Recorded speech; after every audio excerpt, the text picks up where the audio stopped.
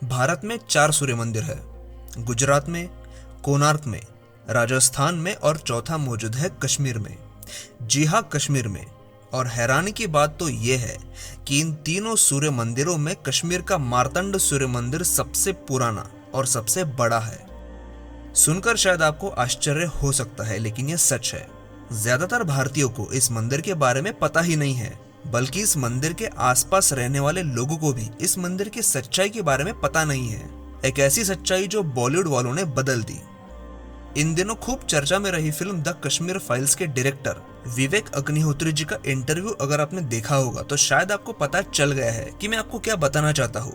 जो लोग नहीं जानते उन्हें बता दूं कि बॉलीवुड वालों ने बनाई एक फिल्म में इस मंदिर को दिखाया गया था और इस मंदिर को शैतान का घर बताया गया था, और इसीलिए उस मूवी के आने के बाद से इस मंदिर के आसपास रहने वाले लोग इसे शैतान का घर समझने लगे। कितनी शर्म की बात है। लेकिन आज के इस एपिसोड में हम इस मंदिर का सच्चा इतिहास बताएंगे, जो शायद हजारों सालों से छिपा है या फिर हमसे छिपाया गया है।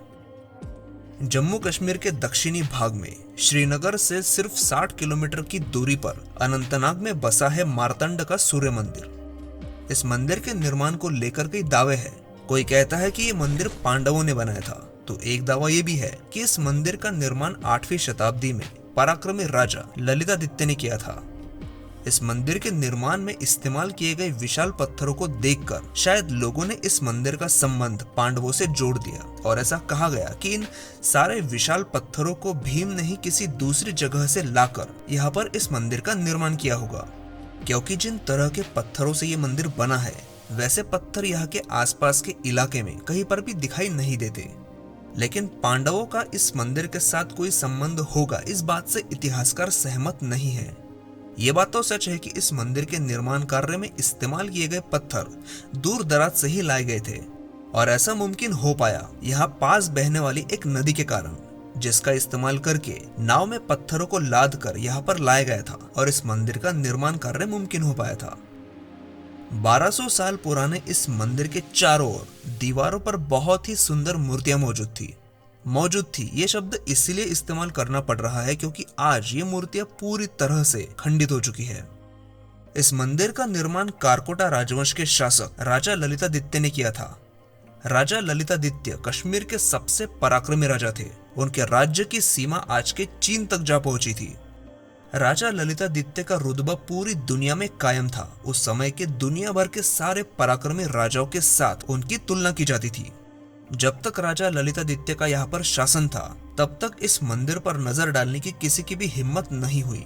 लेकिन जैसे जैसे कारकोटा राजवंश का पतन होने लगा और कुछ ऐसे राजा गद्दी पर बैठे जिन्हें स्वराज्य से ज्यादा सत्ता में रुचि थी, कश्मीर की सुरक्षितता खतरे में आ गई। यहाँ सबसे पहला हमला मुगल आक्रमणकारी डुलचू ने किया था। अपने 70,000 सैनिकों के साथ वो कश्मीर पहुंचा, जिसकी वजह से अपनी जान बचाने के लिए उस समय के यहाँ के राजा सहदेव यहाँ से भाग गए। 14वीं सदी में सुल्तान सिकंदर की नजर इस मंदिर पर पड़ी। इस मंदिर में मौजूद सोने की मूर्ति ने सुल्तान सिकंदर को अपनी ओर खींचा था। सुल्तान सिकंदर बुत शिकन इस नाम से प्रसिद्ध था। बुत शिकन का मतलब होता है मूर्ति भंजक, यानी मूर्तियों को तोड़ने वाला। कहते हैं कि सुल्तान सिकंदर जब यहाँ आया था तो उसने सबसे पहले यहाँ बची हुई आम जनता का कत्लेआम किया, क्योंकि ज्यादातर आबादी को तो मुगल शासक डुलचू ने पहले ही मार दिया था।